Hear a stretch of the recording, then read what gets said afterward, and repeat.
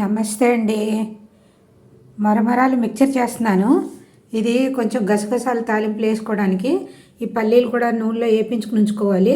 ఇది కొంచెం ఒక చిన్న స్పూన్ పంచదార పౌడర్లా చేసుకుని ఉంచుకోవాలి. ఇది కరివేపాకు, ఇది కాజు. ఇది పొయ్యి వెలిగించి గ్యాస్ వెలిగించి మరమరాలు కొంచెం వేపుకోవాలండి. కొంచెం మరమరాలు బాగా వేపించేసానండి. ఇదిగో జీడిపప్పు కూడా వేపించి ఉంచాను, కరివేపాకు కూడా వేపించాను, ఈ పల్లీలు కూడా వేపించేసానండి. ఇదిగో మూకుట్లో నూనె ఉంది కదండి, మనం ఇవన్నీ వేపించిన తర్వాత అదే నూనెలో మనము గసగసాలు వేసుకోవాలి.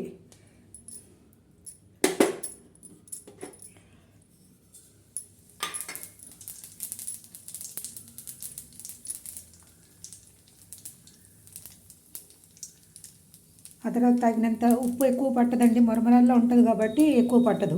ఇదిగో పసుపు, ఉప్పు.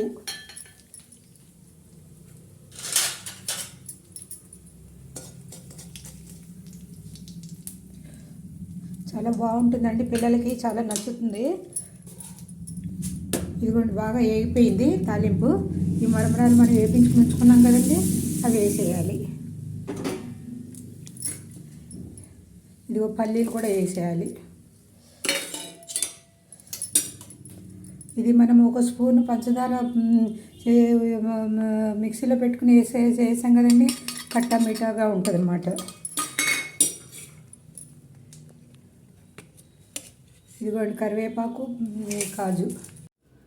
చూసారు కదండి, మిక్సర్ తయారైపోయింది. మీరు కూడా ట్రై చేయండి, ఎలా ఉందో చెప్పండి, కామెంట్ రాయండి. చాలా బాగుంటుందండి ఇది.